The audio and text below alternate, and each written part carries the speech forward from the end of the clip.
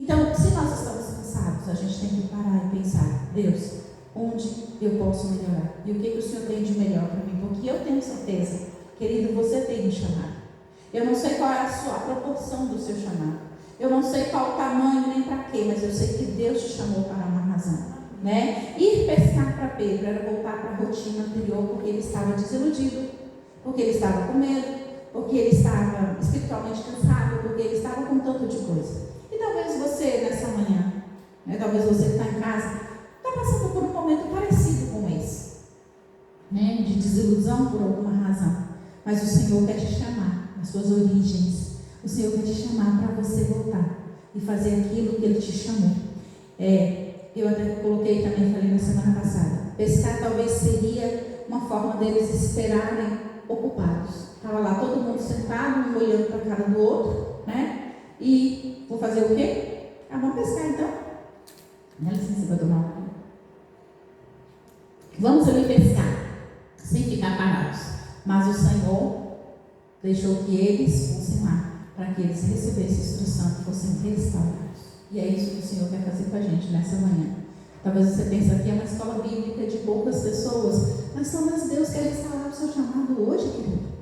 Deus quer te dar uma injeção de ânimo, te impulsionar a fazer aquilo que Ele te chamou lá 10, 20, 30, 40 anos atrás, ou 5, 3, 4, 2, 1, não sei quanto tempo, mas eu sei que o Senhor te deu um chamado. Irmã Carol quer falar? Alguém está com o microfone? Pode ir para ela, por favor. Você tem um chamado, você foi chamado especificamente para falar. Mas, irmãos, o Senhor é muito didático em nos ensinar todas as coisas.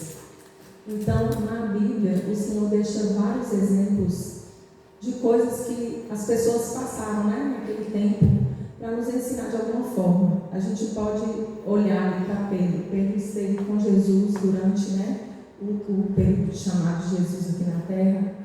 E ele viu muitas coisas, ele creu e ele acreditava que Jesus ia ser o libertador e ele amava Jesus, ele seguia Jesus e o Espírito Santo revelou que Jesus era o Cristo para ele.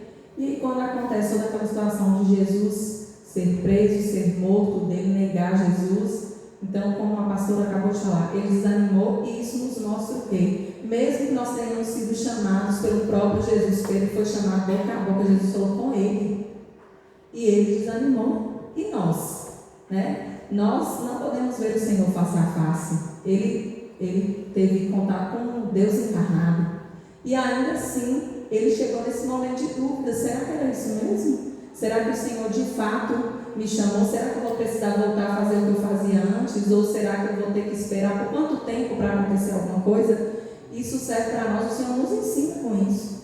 Nós também estamos suscetíveis a ter dúvidas, a ter desânimo, a passar dias mais difíceis. Na nossa vida cristã, a coisa mais difícil que tem, e eu luto diariamente, é para ter constância, de permanecer todos os dias orando, lendo a palavra, buscando ao Senhor.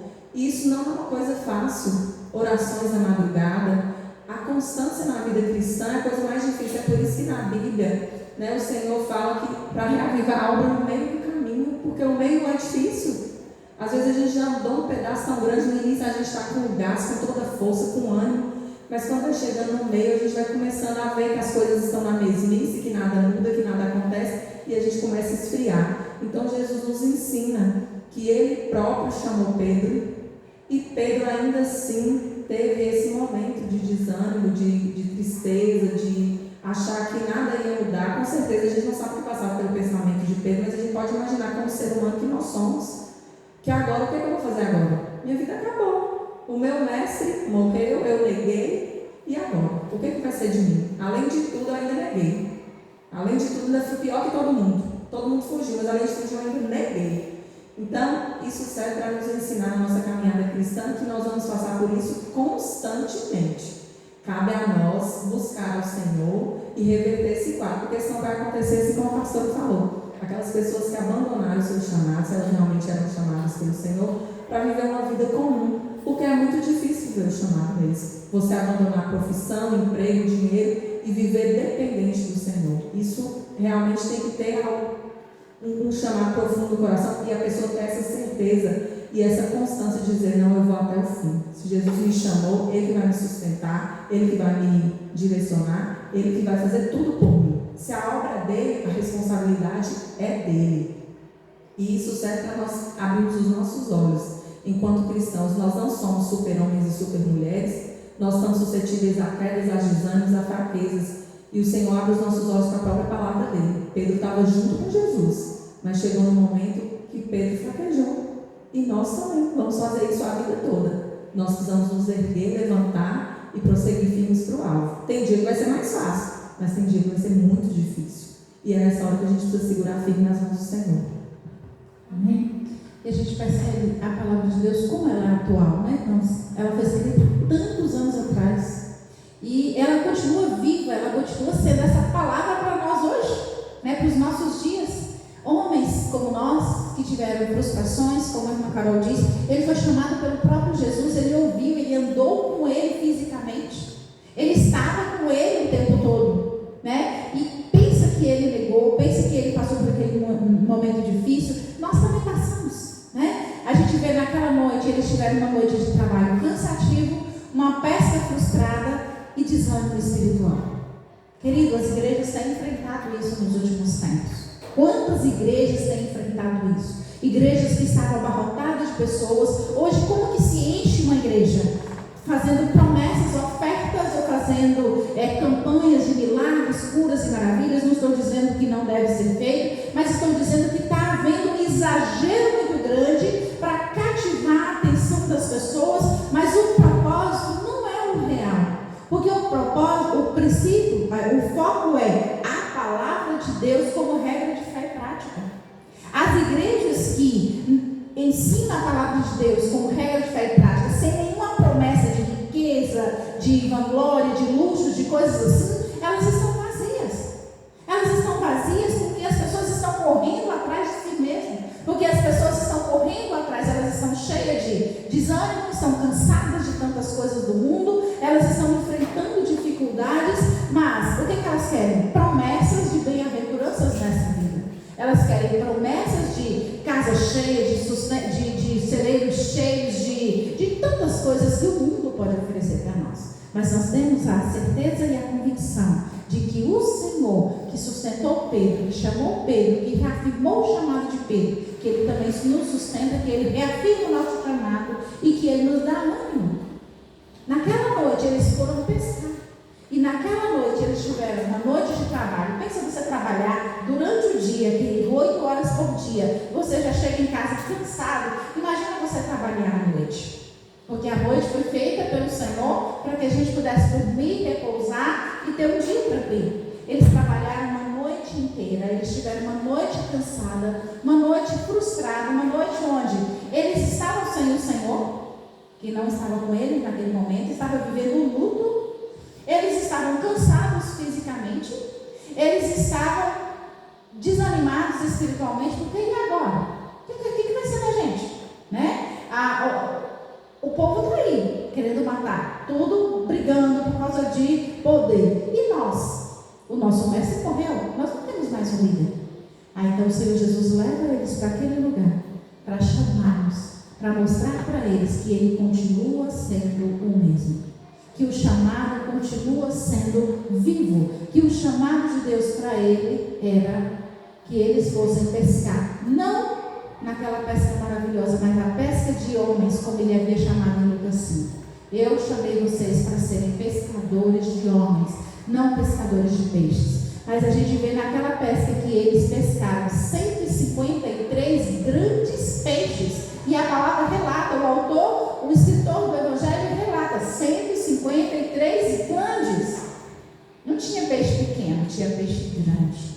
Tinha coisa grande. Porque o Senhor sempre tem coisas grandes para as nossas vidas. Então, João 21:3, nós aprendemos que há um perigo em voltar à vida velha sem propósito claro. Quando a gente recebe o chamado de Deus e a gente decide voltar às práticas antigas, sem um chamado, sem uma direção clara de Deus, há um perigo muito grande nisso, porque nós podemos nos distanciar daquilo que é o propósito para nós. Nós podemos sair debaixo da vontade de Deus, a mão do Senhor continua estendidas, mas nós aqui muitas vezes saímos dela porque ficamos desiludidos, frustrados, e aí a gente decide seguir pelos nossos passos. Então, aprendemos nesse Evangelho de João 21, versículo 3, que há um perigo muito grande em voltar a praticar as coisas velhas, trabalhar no velho, sem um propósito claro. Nós aprendemos também o vazio da atividade humana sem Cristo. Quando você vai para alguma atividade, fazer alguma atividade humana sem a direção de Deus, você pode estar cheio das boas intenções, mas você pode trazer uma frustração para você. Então nós precisamos estar atentos como servos fiéis do Senhor, que nós temos a palavra de Deus como bússola que nos direciona.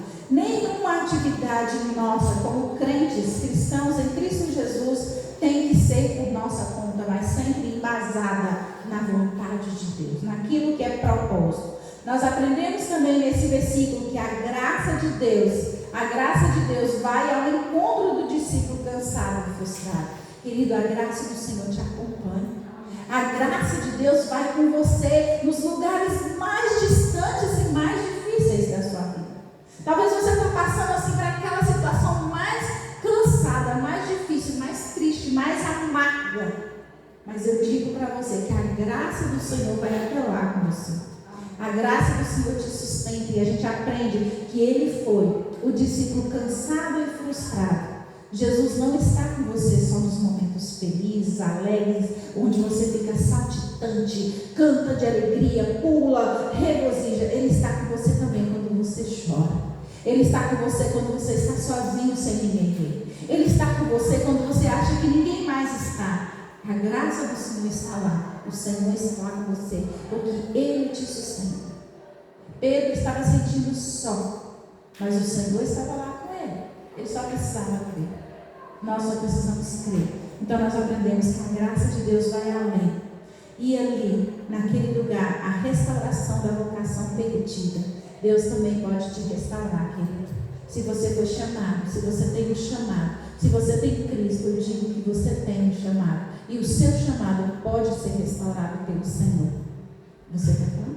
Sim, é que nós estamos falando sobre o chamado, né? E cada um foi chamado para uma ação específica.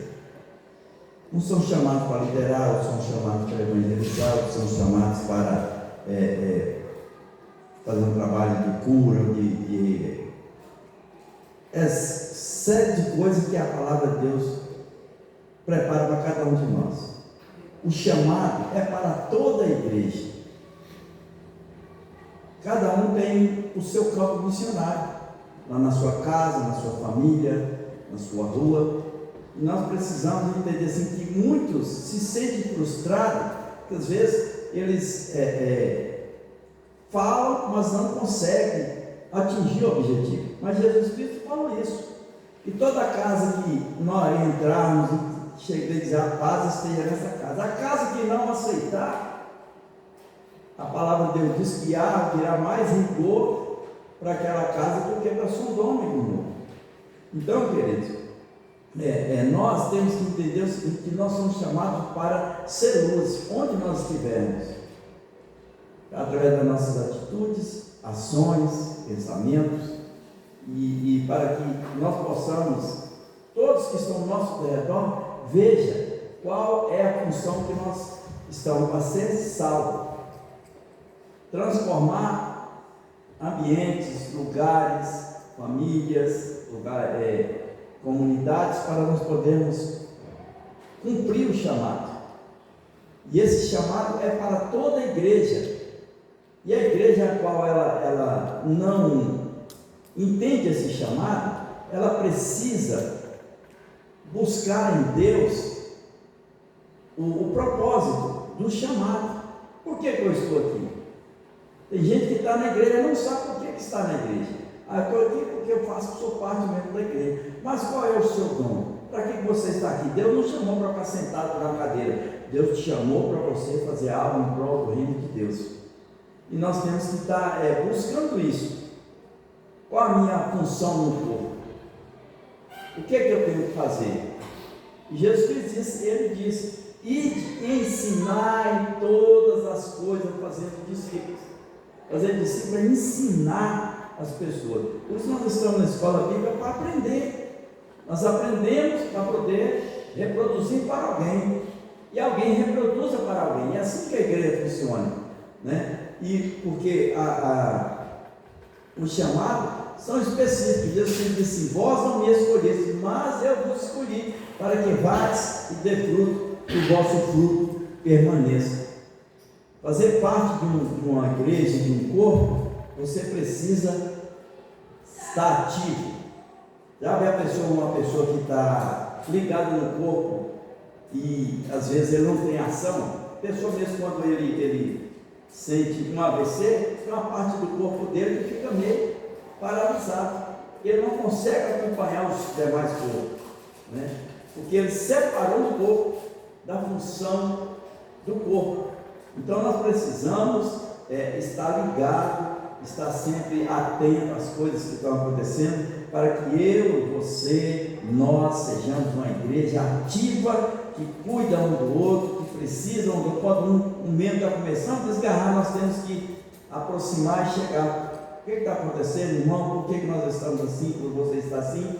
Para que o corpo seja ajustado na medida a qual Cristo preparou para a igreja. Então, os chamados são para todos nós, para toda a igreja. Liderar é para pessoas específicas, cada função que Deus chamou cada um. E Ele vai escolher dentro da igreja que aqui pode ter pastoras, líderes que hoje ou amanhã pode estar aprendendo, mas ele tem que aprender para preparar, para ser forjado segundo a vontade de Deus que foi chamado para aquela pessoa.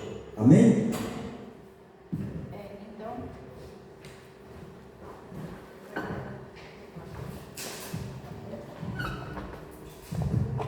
Então, como eu disse, o João 21, né? Versículo 3, ele diz: vou pescar, e os outros responderam: nós também vamos com você. Foram entrar no barco, mas naquela noite nada apanharam, não pegaram nada. Tiveram frustração, situações difíceis, mas o Senhor estava ali para dar a vitória para eles. E nós aprendemos também em João 21, versículo 3, a preparação para a missão da igreja após a ressurreição. Porque foi após a ressurreição de Jesus, da grande comissão que ele disse que todos nós deveríamos ir. E agora a gente vai passar de manhã. Jesus aparece na praia. Nós aprendemos aqui no versículo 21:4. O que diz o versículo 21:4? Ao romper do dia, Jesus estava na praia, mas os discípulos não reconheceram que era ele. Estava na praia e os discípulos não reconheceram que era Jesus. Queridos, eu digo para você que Jesus está aqui. Jesus está aqui nessa manhã.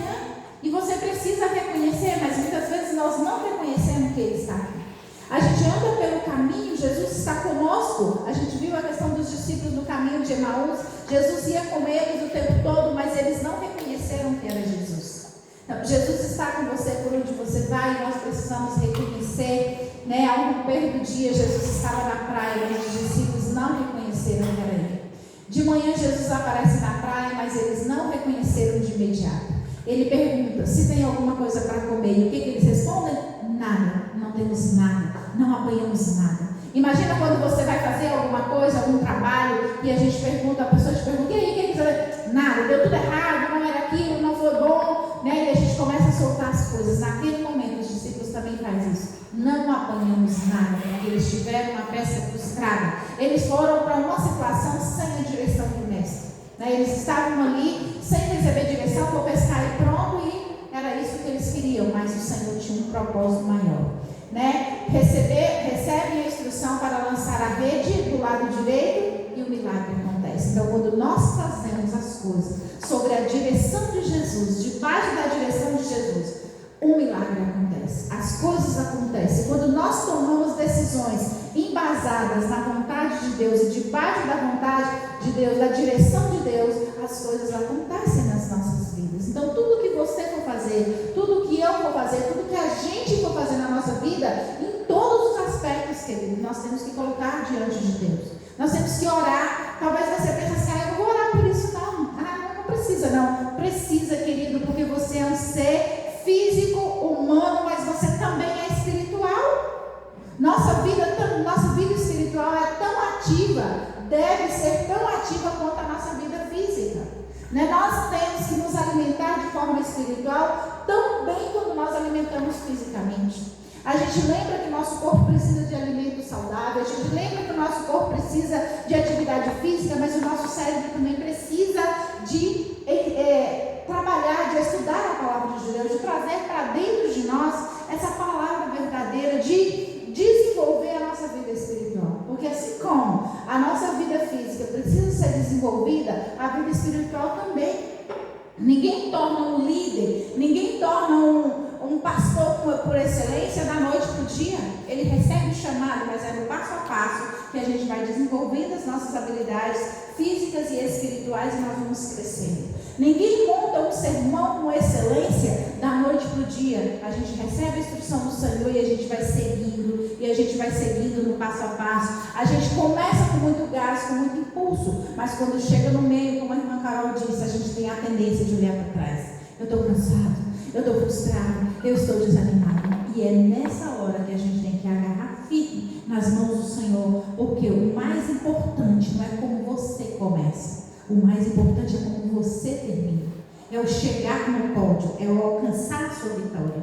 Então a gente, como líderes, nós precisamos estar atentos o tempo todo. E aqueles líderes estavam ali. Jesus tinha um propósito na vida de cada um, mas eles decidiram pescar. Eles têm uma frustração, mas o que também a gente aprende? Ao romper do dia, ao clarear. Tudo durante o dia é mais bonito, é mais fácil, é mais leve, é mais tranquilo, a gente resolve com facilidade. Né? Eu lembro de uma certa vez, no ano de 2009, Deus levou um sobrinho nosso, que eu tinha muito apego com ele tinha 9 anos de idade, e foi um tempo muito difícil, porque a Natália era bem pequena, a mesma idade que ele, e eles andavam muito juntos, e eu passava noites, mais noites, olhando para a Natália e saber se ela estava respirando, porque eu tinha medo dela morrer, entendeu? Coisas da cabeça de mãe. Eu tinha muito medo. Então, assim, as noites para mim eram muito longas, eram muito difíceis, era tudo muito mais complicado. Mas quando o dia amanhecia, quando a gente via o romper da aurora, parece que o medo ia embora, parece que as coisas ficavam mais fáceis, né? Meu esposo e eu, a gente não gosta de viajar para lugar nenhum à noite. E ele fala assim, eu não gosto de viajar à noite, e eu também não. Por quê? À noite a gente não consegue ver muita coisa. À noite a gente vê só o que está na nossa frente. Então, assim, a noite em si, ela já traz um certo peso, ela já traz um certo fardo. Então, a gente precisa se aproximar da luz cada dia, que é Jesus, para que os nossos caminhos sejam alongados, para que a gente possa ver tudo à nossa volta. E quando acontece o versículo 4, que ele diz que ao romper do dia, ao clarear da madrugada, Jesus estava na praia.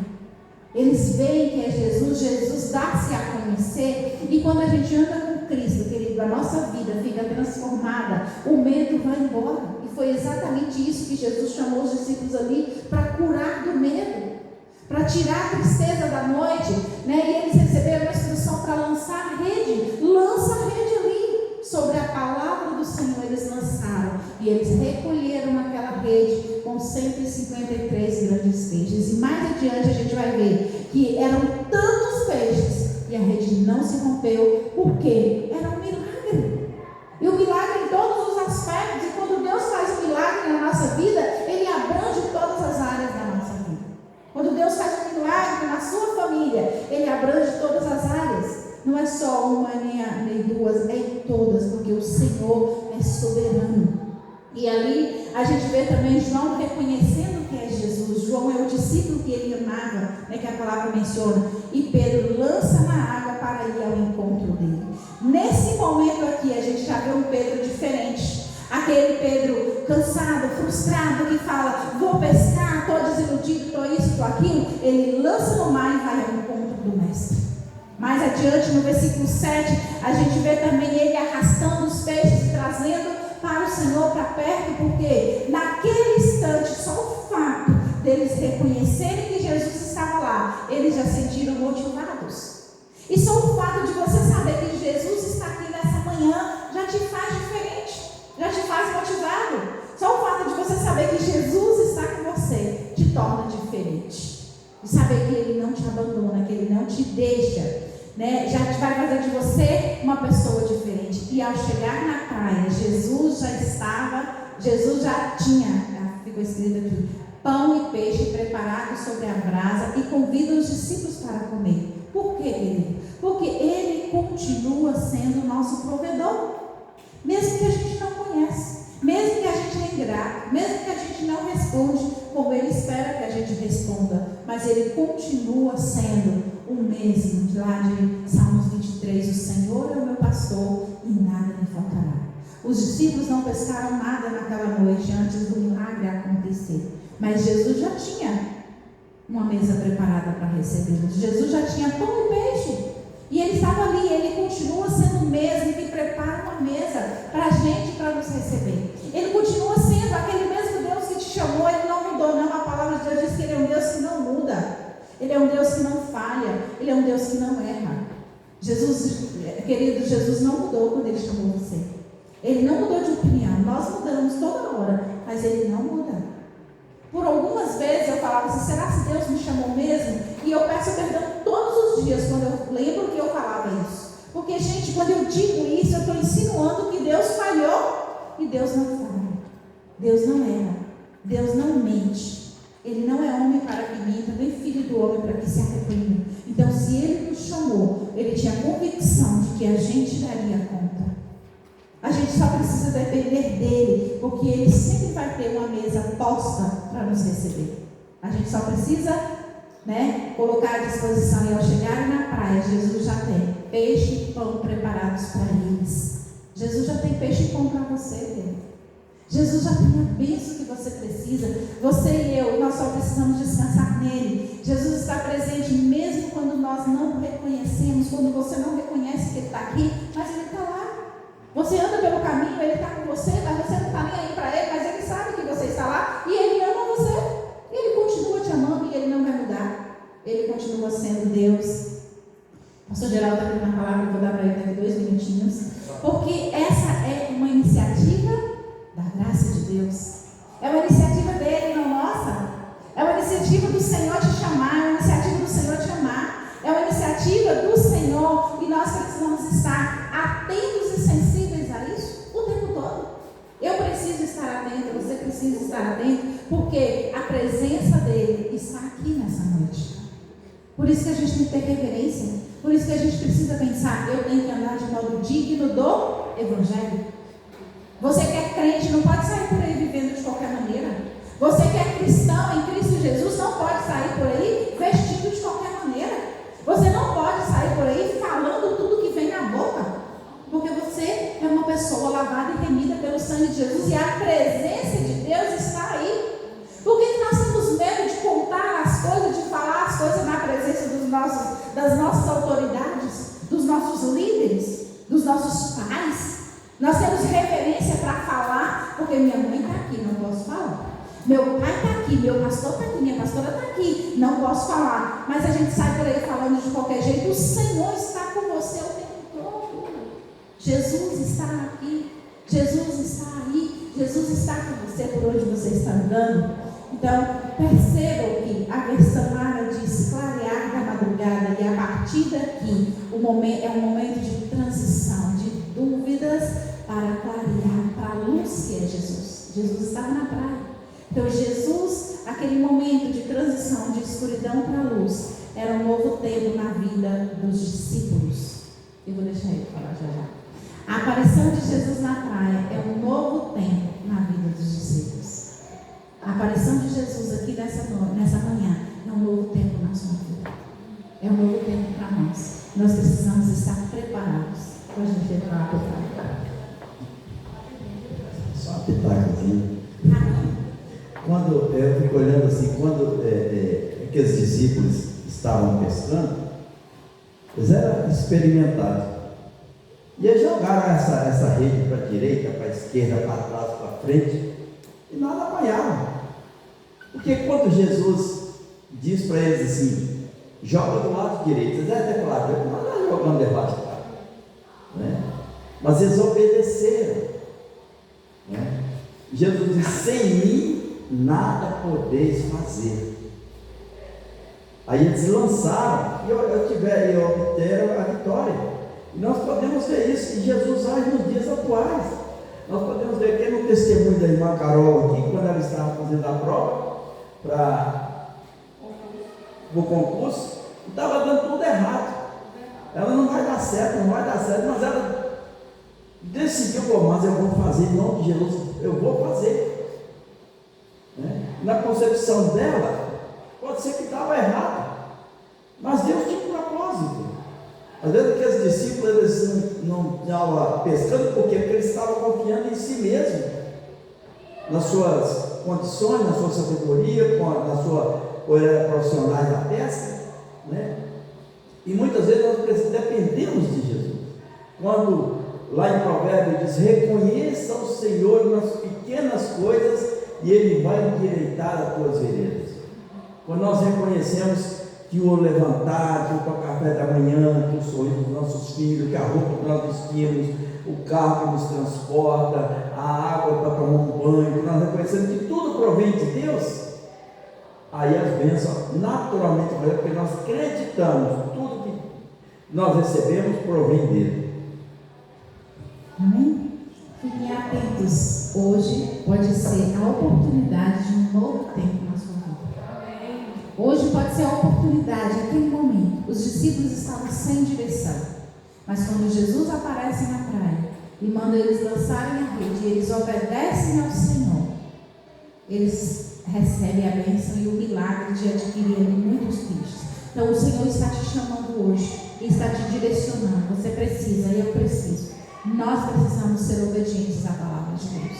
Se Ele te mandar ir para uma direção, querido, não insista em ir para outra, porque se você insistir em cortar caminho, você pode dar errado, você pode ter uma pesca frustrada, você pode ter uma noite difícil, você pode ter uma noite turbulenta, mas observe a palavra de Deus e faça conforme a vontade do Senhor. E todas as vezes que Jesus apareceu após a ressurreição, Ele transmitiu verdades espirituais ao seu público. E tem algumas pessoas com alguns papeizinhos, eu quero que elas leiam para mim. A primeira que vai ler é quem está com João 11, 25. João 11, 25. Todas as vezes que Jesus apareceu após a sua ressurreição, Ele transmitiu verdades espirituais às pessoas. Então preste atenção nessa fala e preste atenção no que você vai ouvir de João 21, né? João 11, 25, por favor. Então Jesus declarou: eu sou a ressurreição e a vida. Quem crê em mim, ainda que morra, viverá. A morte não é o fim. Ele nos deu vitória sobre a morte. Amém? Então, João 11, 25, essa é uma verdade espiritual. Ele nos deu a vitória. A morte não era o fim, era apenas o começo. Ele nos deu vitória sobre isso. E você recebeu essa promessa cumprida de Deus, tá? O próximo é Mateus 28, 20.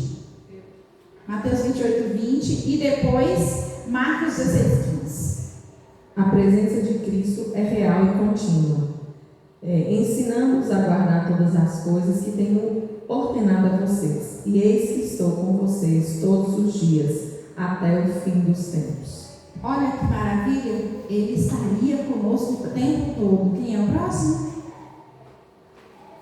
Depois de Marcos 16, 15, é João 20, 29. A grande comissão.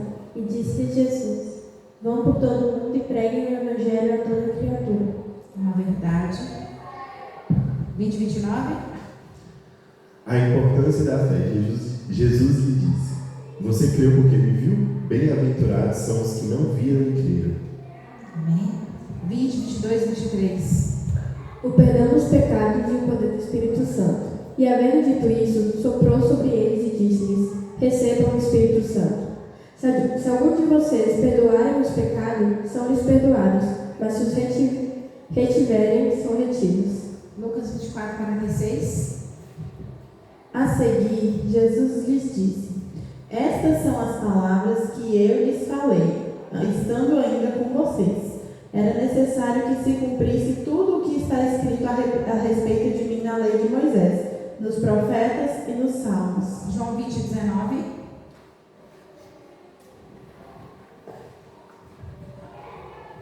E chegada, pois, a tarde daquele dia, o primeiro dia da semana, e cerradas as portas onde estavam os discípulos, com medo dos judeus, se tinha ajuntado, e chegou Jesus e pôs-se no meio deles e disse: paz seja convosco.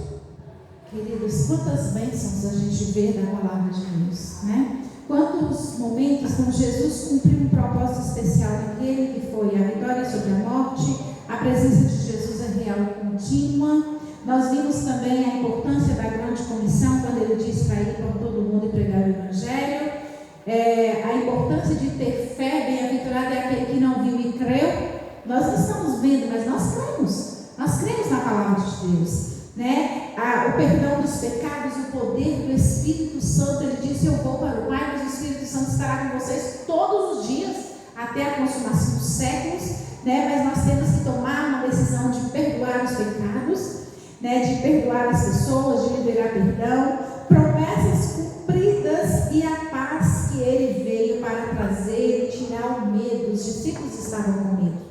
Todos nós passamos por momentos de medo, de tribulação, de dúvida, mas ele diz: paz esteja com vocês. Por que nós cumprimentamos uns aos outros? Paz esteja com você, paz, meu irmão, que a paz do Senhor seja com você, porque nós queremos transmitir aquilo que a palavra de Deus diz, que Jesus, após a ressurreição, vai trazer para nós paz. E a Bíblia, ela é recheada, ela é um livro de promessas cumpridas de Deus para as nossas vidas. Então nós precisamos, né, em cada uma delas, ele cumpriu um propósito especial. Esses propósitos foram cumpridos para que nós pudéssemos crer, para que nós pudéssemos ter fé, para que nós pudéssemos ficar firmes e que a gente nunca venhamos a olhar para trás. E quando, se em algum momento você tiver dúvida, medo, tristeza, procure na palavra de Deus, porque lá tem a resposta certa para a sua pergunta. Lá tem aquilo que eu e você precisa, lá tem o alimento necessário para cada dia. Como seres humanos, nós somos falhos, frágeis. Como seres humanos, nós tendemos e queremos muitas vezes olhar para trás, mas o Senhor tem um alvo para nós. O Senhor tem um chamado para a sua vida. O Senhor te comissionou. Pega a vida de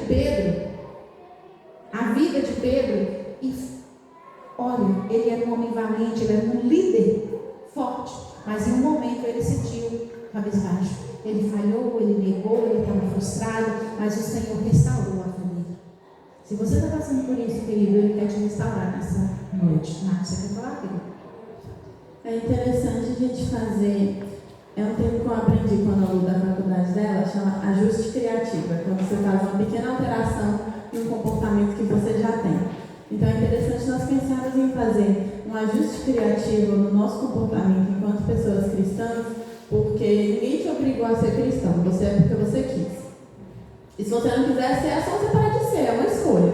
Então, a partir do momento que você escolheu ser cristão, existe um padrão que você precisa seguir. E aqui, Jesus estava com os discípulos, e essa parte que a gente está estudando são os últimos momentos, as últimas coisas que ele fez aqui antes de ascender ao céu e o Espírito Santo descer. Então, algumas coisas que ele falou, a última coisa que ele escolheu falar deve ser porque é muito importante, né? Então ele está falando aqui para Pedro, ele vai falar no final: apacenta as minhas ovelhas. Ele fala aqui em cima para Tomé, bem-aventurados são os que não viram e creram, porque realmente ele estava indo e ele precisava deixar aqui pessoas que são cristãos maduros e que têm capacidade de conduzir essa igreja, porque Jesus não ia estar aqui em pessoa, o Espírito Santo que ia estar. E nós somos pessoas que têm o Espírito Santo. Diferente dos discípulos que contavam com Jesus em pessoa, nós temos o Espírito Santo, que também é Deus, e que atua na gente dentro. Então é interessante a gente fazer esse ajuste pensando em: o Senhor precisa de pessoas na sua igreja como cristãos maduros. Nós temos que ser pessoas maduras que entendem que aqui o Pedro estava muito frustrado, ele não tinha o Espírito Santo ainda, ele só tinha conhecido Jesus que tinha acabado de morrer. E a gente tem o Espírito Santo hoje. Então, às vezes, a gente está tomando como exemplo a frustração de Pedro, só que é um cenário totalmente diferente, porque a gente fica se sentindo frustrado, triste. É óbvio que você vai se sentir frustrado e triste, você é um ser humano que está na Terra. Só que a gente tem que ter esse pensamento racional de que nós somos pessoas maduras, pessoas que confiam no Senhor, que escolheram confiar no Senhor. Mesmo quando a gente não consegue ver as coisas acontecendo claramente, a gente tem que pôr o nosso pé no chão e entender que nós somos pessoas que agem racionalmente.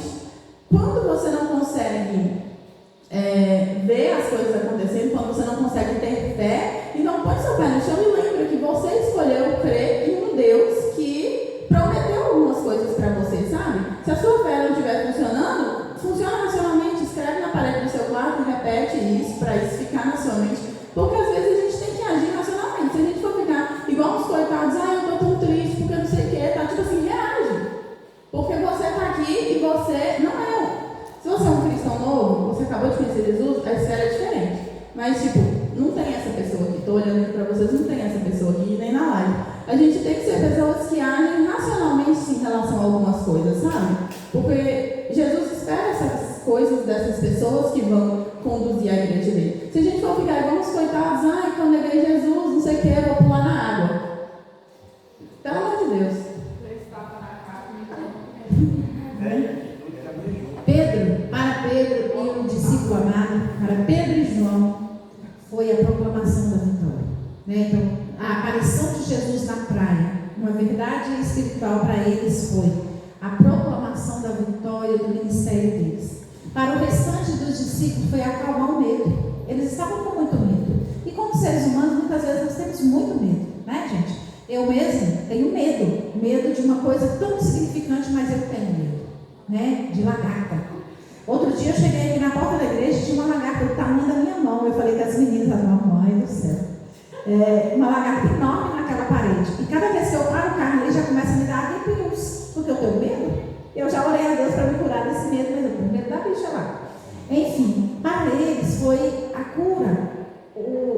Jesus veio, levou eles naquela praia para restaurar e acalmar o medo deles, porque ele disse: eu estou com vocês. Eu ressuscitei, eu estou aqui, vocês vão ter fé, vocês vão seguir, vocês vão dar conta. Eu não sei qual é o tamanho do seu problema nessa manhã, querido, mas eu sei que o Senhor que te disse, vem, segue-me, Ele está com você. E Ele vai te restaurar, Ele vai tirar o seu medo. E a presença de Jesus, o que a presença de Jesus representa para você hoje? O que a presença de Jesus representa para mim? Então a gente pode voltar para a nossa casa pensando nisso. O que a presença de Jesus significa para mim? O que a presença de Jesus significa para esse meu medo dessa coisa insignificante ali?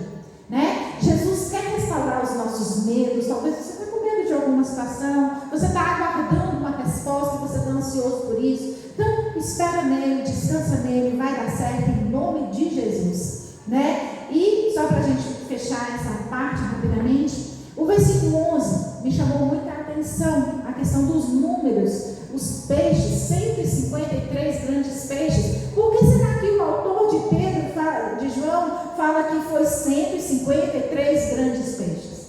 Deve ter alguma significativa, né? Deve ter alguma situação. Então, há algumas especulações acerca do número de peixes. João, como testemunha ocular, estava registrando o número exato dos peixes por evidência do milagre. Então eu quero crer, tem muitas especulações que falam, é o número de nações, é o número de povos, é o número disso, é o número daquilo, né? As pessoas da grande comissão que eram para trazer, mas eu creio que ele estava evidenciando a questão da rede, o milagre que Jesus tinha feito, e a palavra, e ele ainda disse, e a rede não se rompeu. Ele podia dizer, tinha muitos peixes e a rede não se rompeu. Mas o que é muito para você, o que é muito para mim, o que era muito para eles? Então ele contou 153 grandes peixes. Ele queria evidenciar que Jesus realmente, quando os discípulos obedeceram, ele realizou um milagre. E quando nós obedecemos, ele realiza milagres extraordinários na nossa vida. Indica a abundância real e controle sobrenatural de Cristo sobre a criação. Eles tinham lançado a rede a noite inteira, para lá, para cá, como o pastor Geraldo disse, experientes como eles eram, para lá, para cá, para ali, para diante, para esquerda, para frente, uma noite inteira e nada aconteceu. Os peixes desapareceram, mas quando Jesus diz, lança ali, e eles foram obedientes, eles pegaram muitos peixes. Então, quando Jesus te dá uma comissão, querido, quando Jesus te comissiona a fazer alguma coisa, faça na fé, faça na confiança, porque vai dar certo.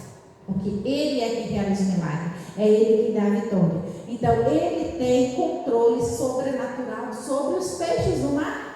Quem pega um peixe no mar? Ninguém. Mas Jesus, quando precisou pagar o imposto, Ele pegou e tirou da boca de um peixe uma moeda para pagar. Milagre. Mandou um grande peixe para engolir